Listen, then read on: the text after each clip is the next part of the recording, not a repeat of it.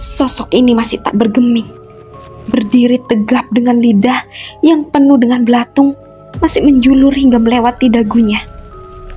Kulewati sosok ini dengan perlahan, karena tubuhnya yang tinggi serta besar cukup menghalangi jalan setapak yang kecil ini. Setelah berhasil melewatinya, kurasakan sosok itu berbalik menatapku dengan hendak pergi berlalu. Kembali aku kembalikan pandangan dengan alis yang bertaut, memandang wajah gosong yang penuh dengan belatung itu. Pergilah, aku takkan terkecoh hanya karena kau ganggu. Sosok itu lantas menghilang seiring kembalinya matahari bersinar di langit yang semakin terang. Dasar makhluk jelek, berutuku kesal. Panas terik di atas sana membuat tenagaku semakin banyak terkuras. Tak ada yang bisa kumakan di sekitar sini. Mengingat sekeliling tempat ini hanya ada tumbuhan liar dengan rumput ilalang yang begitu tinggi menjulang. Kuusap peluh yang terasa mengucur di pelipisku. Kutandakan pandangan sejenak saat terik matahari kurasakan semakin menyekat ke arahku. Aku menghela nafas panjang, lalu memutuskan untuk beristirahat sejenak di bebatuan yang baru saja kutemukan di bawah pohon bambu yang cukup rimbun. Harus sampai kapan aku berjalan? Kenapa jalanan menuju kampung itu jauh sekali? Ucapku mulai mengeluh. Perutku terus berteriak minta diisi. Begitupun dengan tenggorokanku yang terasa kering.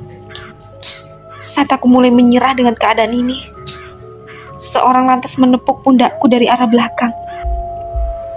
Aku tersentak kaget sampai hampir jatuh dari bebatuan ini. Saat aku menolehkan pandangan, kutemukan Nek Lastri sudah berdiri di belakangku, seraya memandang dengan tatapan kebingungan. Apa yang kau lakukan di sini? Tanyanya dengan suara berat yang begitu khas. Rasa bahagia tak terbendung dalam hatiku, sampai aku hanya bisa memandang Nek Lastri dengan senyuman yang begitu merekah. Hei, kejut wanita tua ini. Maaf Nek, aku terlanjur senang karena bertemu denganmu. Aku belum mendapatkan jawaban darimu. Sedang apa kau di tempat ini? Tanyanya lagi. Aku menarik nafas panjang sejenak, lantas menceritakan semua masalah yang menimpaku tadi malam, hingga membawaku berjalan sejauh ini. Nek Lastri nampak menganggukkan kepalanya mengerti. Lalu akhirnya dia memutuskan untuk membantuku lagi.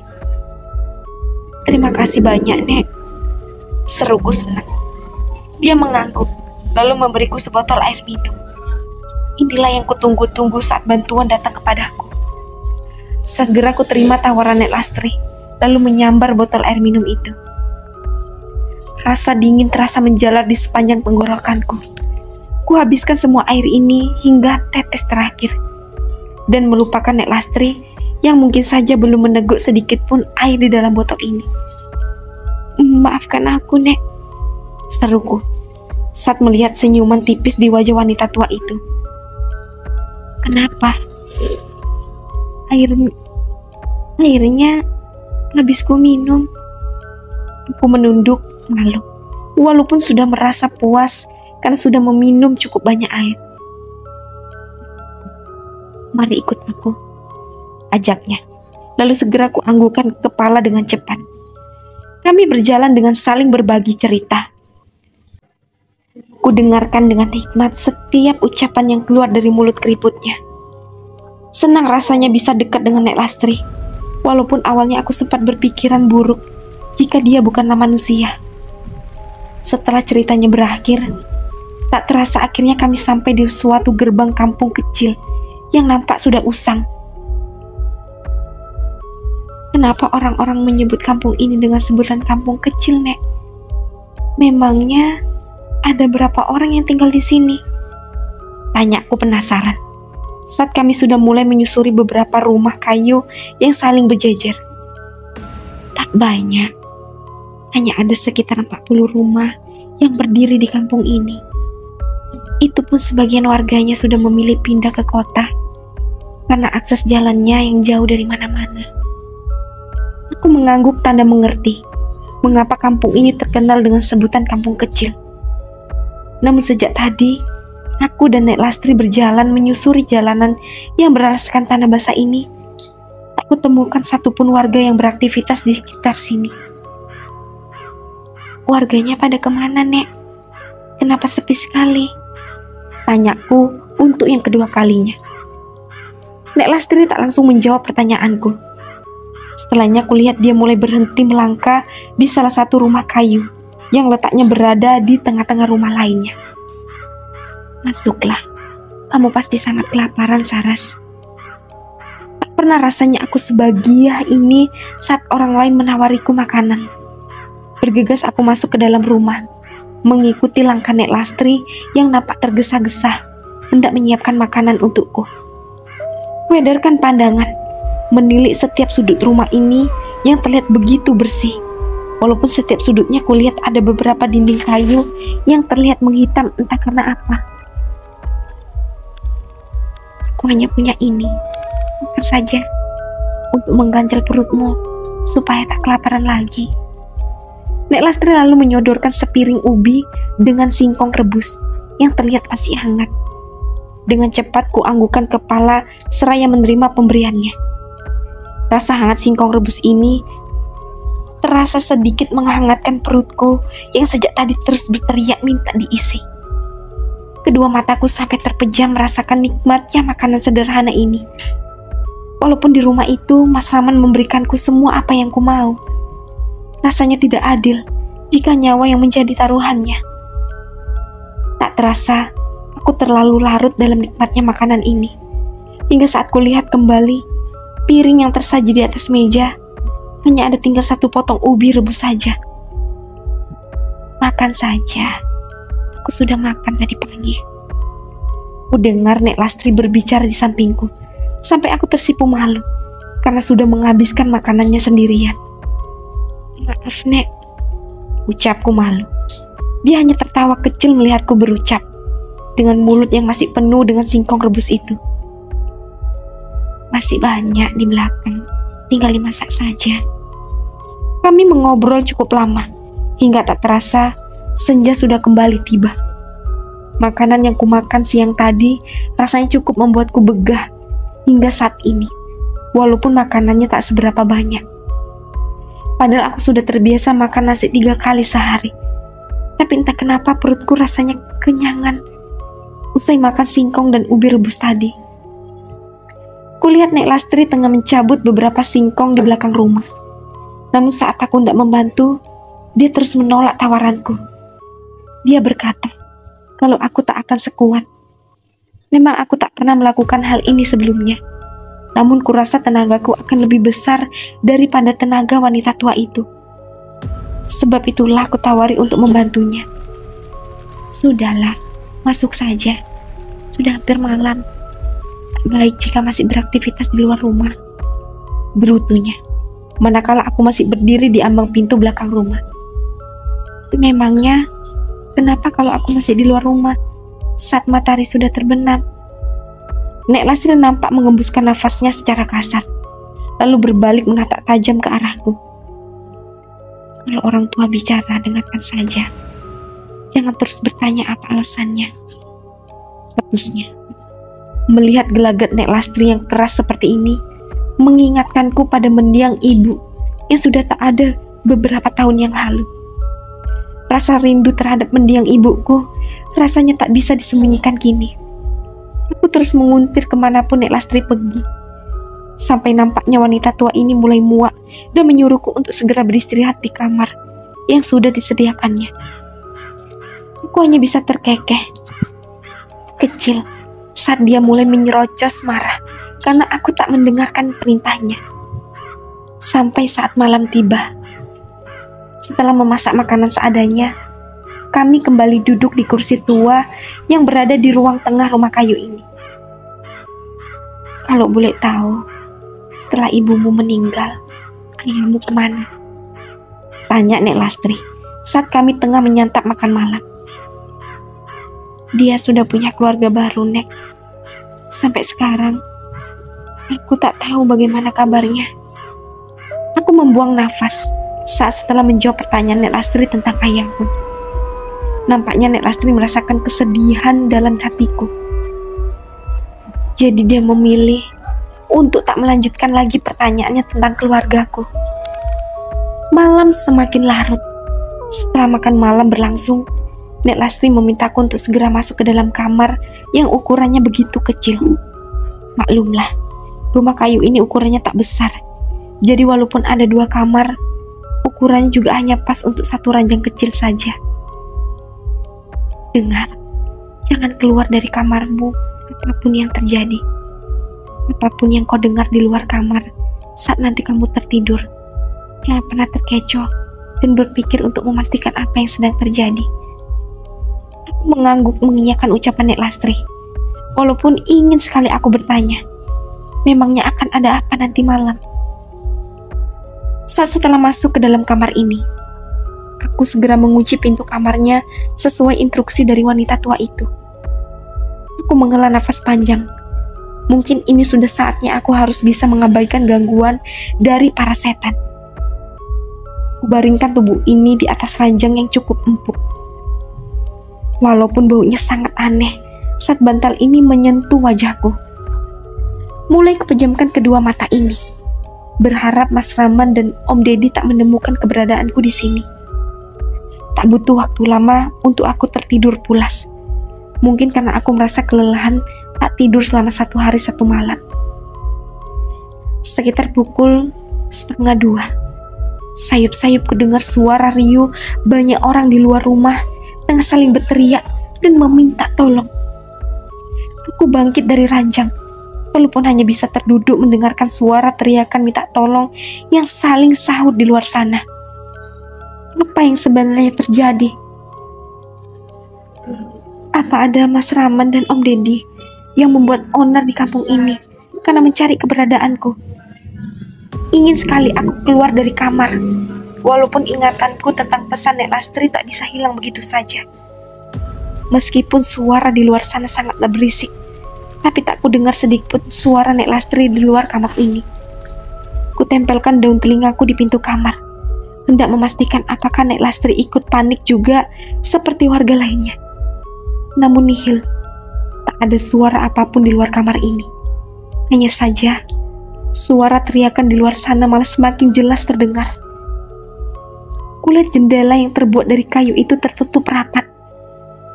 Tak bisa rasanya jika aku mengintip sedikit saja, karena rasa penerasan yang menggerogoti pikiranku. Kuketupkan kedua tanganku pada telinga, lalu kembali terbaring berharap semua ini bisa segera usai. Tak terasa, malam berlalu begitu cepat. Tidurku rasanya nyenyak sekali, walaupun semalam terbangun karena suara bising di luar rumah. Aku keluar kamar saat ku dengar suara Nek Lastri memanggil namaku beberapa kali dari arah dapur. "Apa tidurmu nyenyak?" tanyanya, seraya tersenyum miring seolah dia tahu bahwa semalam tidurku terganggu karena kebisingan di luar rumah. Kuanggukan kepala begitu dalam, mengiyakan pertanyaan Nek Lastri, walaupun nampaknya dia tahu juga apa yang kulewati malam tadi. "Kalau boleh tahu, dengarkan saja ucapanku selama kau tinggal di sini," potong Nek Lastri. "Setelah matahari terbenam, ada baiknya kamu harus mengurung diri di dalam kamar. Apapun yang terjadi, apapun yang kamu dengar, jangan pernah berniat untuk penasaran, apalagi sampai mengintip." Terusnya, aku mengangguk saja. Kalau di sini aku datang hanya sebagai tamu. Aku tak mau Nek Lastri kecewa hanya karena aku tak mematuhi semua aturan di rumah ini. 1 minggu kemudian, seminggu berlalu sejak aku kabur dari rumah suamiku. Rasanya aku semakin betah saja tinggal di sini. Walaupun setiap malam aku harus mendengar suara gaduh yang entah itu apa. Selagi aku mematuhi aturan Nek Lastri, hidupku rasanya nyaman-nyaman saja. Hingga pada suatu malam, aku memimpikan Tante Tantri yang meminta aku untuk segera menolongnya di rumah Om Deddy. Orang bilang mimpi itu hanya sebuah bunga tidur. Namun kali ini, aku rasa tak ada salahnya jika aku pergi ke sana untuk memeriksa keadaan Tante Tantri. Saat aku dan juga Nek Lastri tengah menikmati sarapan pagi, ku tatap sejenak raut wajah keriputnya. Entah mengapa, aku merasa berat hendak meninggalkan wanita tua itu sendirian di rumah ini. Hingga tak sadar, saat pertama kali dia menolongku, Nek Lastri pernah berkata saat aku menghadangnya untuk pulang. Aku harus pulang. Cucuku pasti akan khawatir jika tak menemukanku di rumah saat dia terbangun. Ucapan itu kini terasa terngiang di kepalaku. Sudah seminggu aku tinggal di rumah ini dan tak bertemu dengan orang lain selain beliau sendirian. Bukankah nenek tinggal di rumah ini bersama cucu nenek? Lalu di mana dia sekarang? Tanyaku. Makanan yang hampir masuk ke dalam mulutnya itu lantas terhenti. Ditatapnya kedua mataku seraya mengedipkan mata berkali-kali. Memangnya ada urusan apa kau menanyakan cucuku? Tanya balik Nek Lastri. Aku menghela nafas panjang sejenak saat mengingat harus segera pergi untuk memastikan keadaan Tante Tantri. Aku harus segera pergi dari sini, Nek. Tapi apa nenek tidak apa-apa? Aku tinggal sendiri. Wanita tua di hadapanku ini malah tertawa saat mendengarkan ucapanku barusan. Aku sudah terbiasa hidup sendiri. Kalau untuk masalah cucu, malam itu aku hanya memberi alasan supaya bisa segera pulang dari rumah yang penuh dengan setan itu. Nek Lastri berkata, seraya terus menertawakan kebohongannya sendiri. Melihat tawanya, entah mengapa rasanya hatiku semakin berat saja untuk pergi dari rumah ini. Setelah puas tertawa, Nek Lastri lantas menguak air minum begitu banyak. Mungkin tenggorokannya merasa kering yang begitu hebat setelah tertawa cukup lama. Pulanglah ke rumahku kapanpun kau mau. Pintu rumah ini akan selalu terbuka untukmu. Ucapnya membuatku semakin terharu saja. Tapi ingat, kau tetap tak bisa datang ke tempat ini saat matahari sudah terbenam. Tak henti-hentinya Nek Lastri terus mengingatkanku tentang larangan ini. Tapi nenek juga tahu kan apa yang selalu aku dengar setiap malam? Tanyaku penasaran. Tak perlu dibahas. Cepat habiskan makanannya. Jangan sampai kamu keluar dari kampung kau sorean. Aku mengangguk, lalu kembali kusantap makanan ini agar energiku bisa penuh dan kuat dalam menghadapi semua rintangan yang sudah menungguku di sepanjang perjalanan. Awalnya aku berniat untuk menitipkan barang bawaanku di rumah ini. Namun niatku kembali urung. Saat ku ingat ada beberapa senjata tajam yang bisa kugunakan untuk berjaga-jaga jika keadaan genting menimpaku. Setelah cukup dengan berbagai persiapan di ranselku, ku peluk wanita tua yang akhir-akhir ini banyak membantu, walaupun kami kenal belum cukup lama.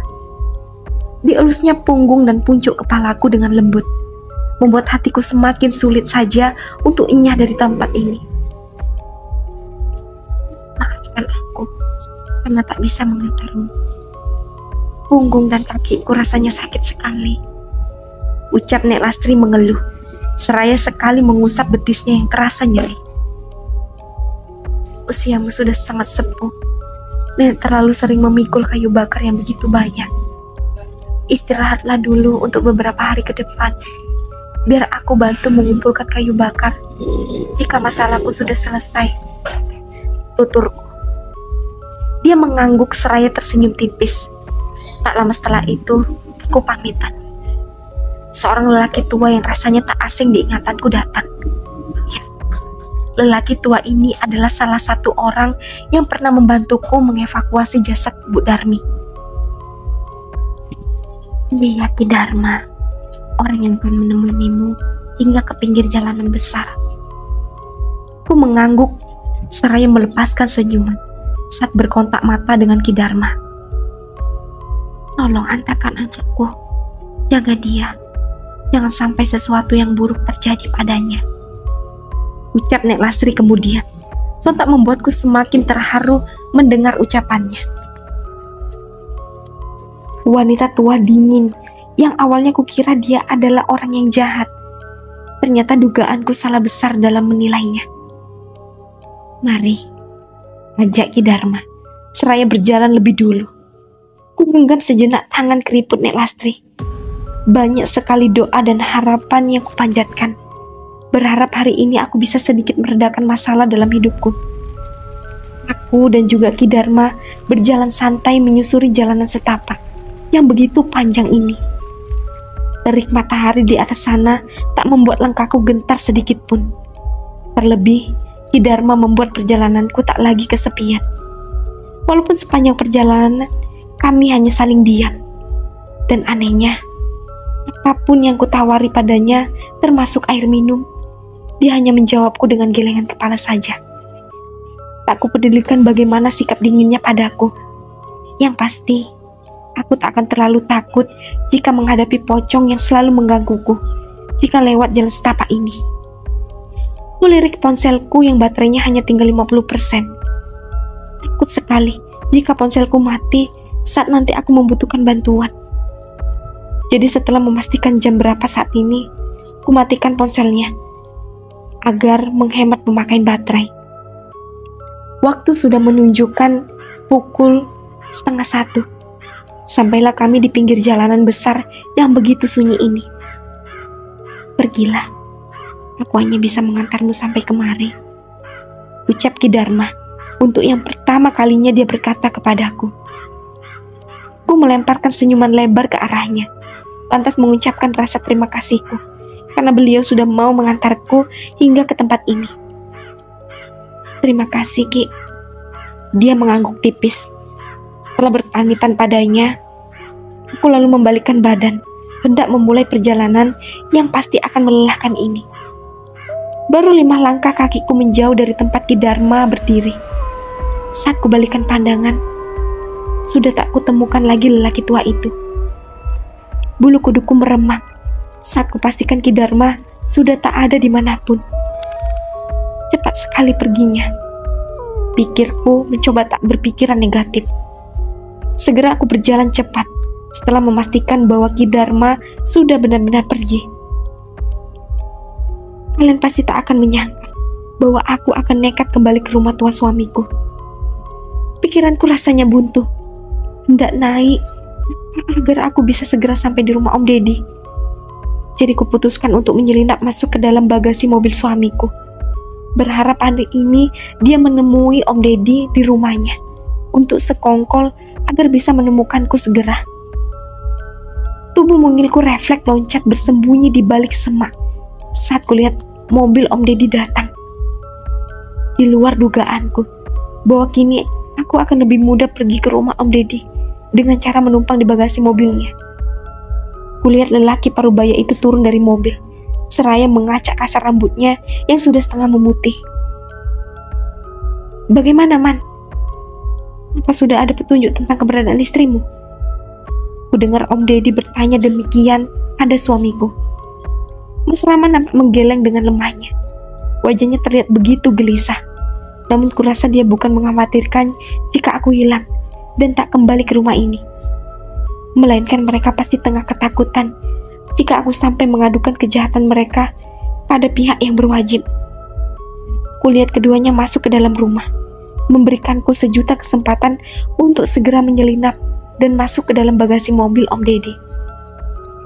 Langkah kakiku sampai gemetar, takut salah memijak, apalagi jika sampai menimbulkan suara yang pastinya akan menarik perhatian dua manusia bejat itu.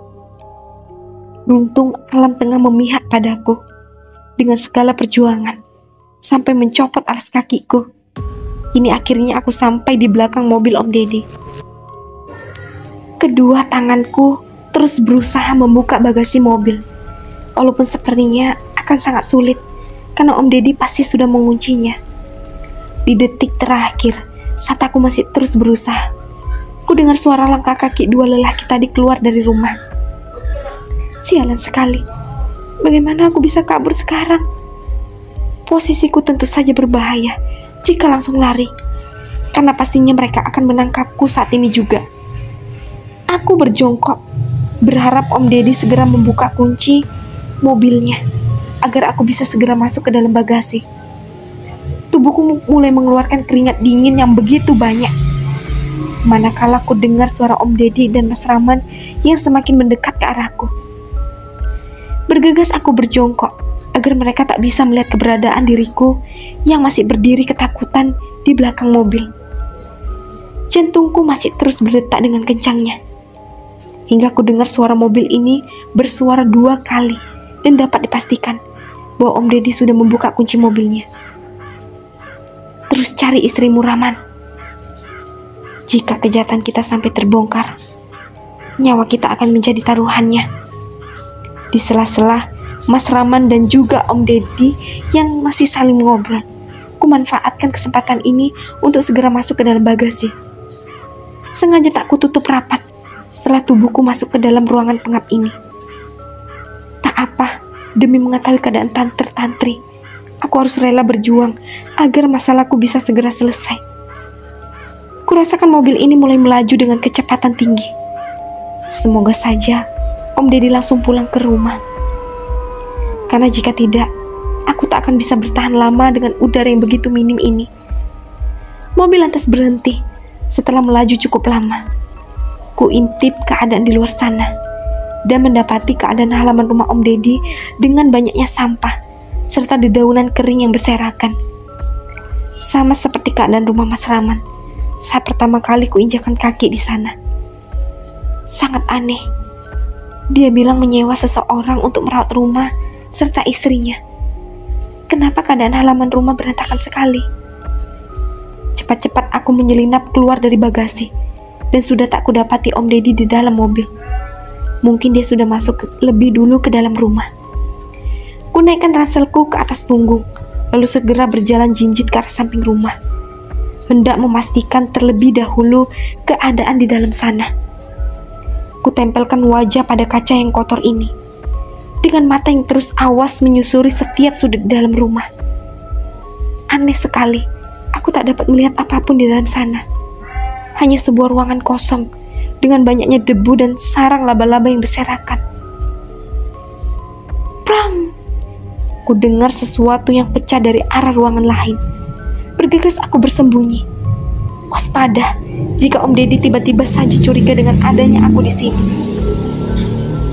Brengsek, bau sekali. Pangkaimu, Tantri. Kalau saja aku tak ada urusan untuk mengganti sesajen ini, sudi sekali rasanya untuk kembali ke rumah ini. Rasanya jenyut nadiku berhenti berdetak manakala ku dengar semua ucapan yang keluar dari mulut busuk lelaki parubaya itu. Jadi bayangan yang selalu menghantuiku selama ini memang arwah Tante Tantri, dan tentang dia yang menghilang beberapa minggu sepertinya memang sudah direncanakan suaminya sendiri. Teriri sekali rasanya hati ini saat membayangkan detik-detik terakhir Tante Tantri meregang nyawa sendirian dalam ketakutan. Ingin sekali aku langsung berlari ke dalam sana, memergoki Om Deddy yang tengah mengganti sesajen untuk para setan sembahannya.